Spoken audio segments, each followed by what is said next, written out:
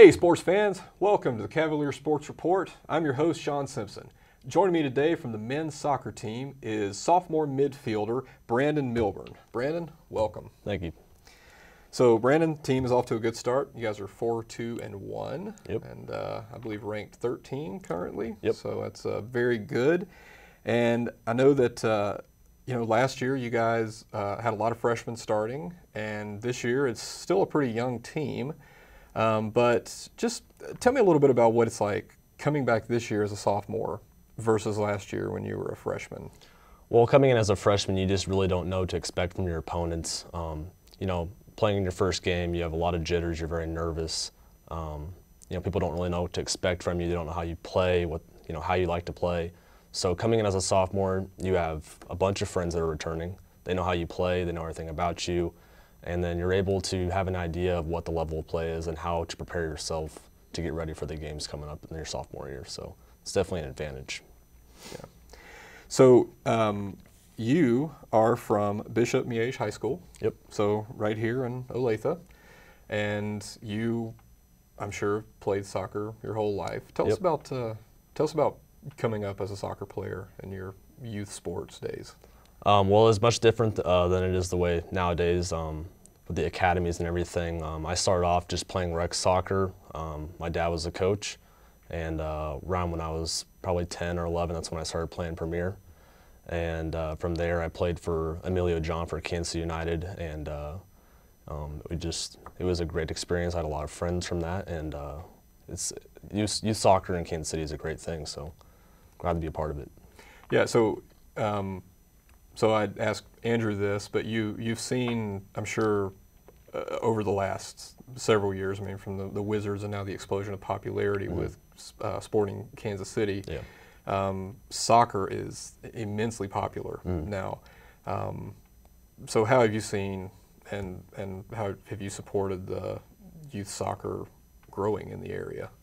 I guess, one way that I've kind of supported the youth is I've become a referee, and I do a lot of refereeing in the off-season in the spring, and it's just amazing to see how much, starting out playing at Heritage Soccer Park, that's all we had here in Kansas City, and then developing into having Overland Park Soccer Complex, where it's just one of the best facilities in the nation. Just seeing how these kids are able to get all these opportunities, it's really an amazing thing. Yeah, it really is something. So one of the standard questions I always ask every student athlete here is, talk to me about balancing student life, having a personal life, and maintaining your academics with being a high-performing student athlete with all the rigors of practice and training, and especially when you're in your season and you have to deal with all the travel time that's required there. Just take me through your day in the life of Brandon Milburn. Yeah.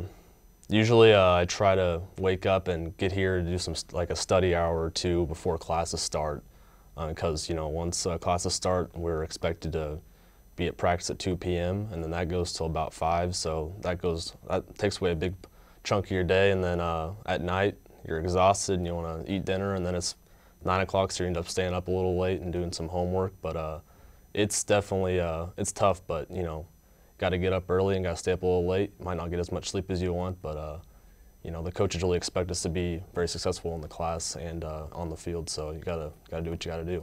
So yeah. So it's the student first and athlete second, but you still gotta go out there and perform. Yep. So we're a 2-year school. So you get your first and your second year, but after coming off your second year here, when you hang up that Cavaliers jersey, what's next for you? I wish, I know me and Andrew talked about this, how we wish that Johnson County was a 4-year school, because we have such great memories here so far, and it's a lot of fun playing here. But I definitely aspire to play Division I soccer, or get into a good division, just a 4-year school that I can continue to take the skills that I've learned from the school and showcase that this is one of the best community colleges in the nation. So that's great. The another question that I love to hear the athletes talk about is, tell me about what's your thing, what's your ritual or even your superstition that you have to do before you go out on the field. What do you do to get pumped or get your teammates pumped? Now, Andrew told us about your Jamaican teammates who get the chants going. Yeah, those are pretty funny.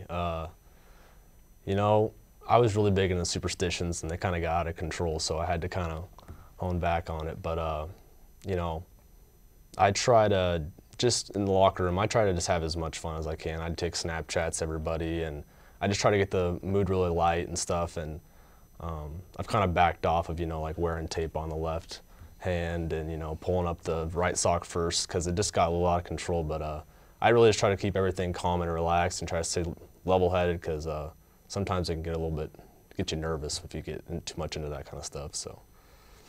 Yep. All right. Well, thank you so much for being here, and good luck for the rest of the season. Thank you very much. Yep. Well, that's it for today. Good luck to the Cavaliers men's soccer team. So I'm Shawn Simpson, and this has been your Cavalier Sports Report.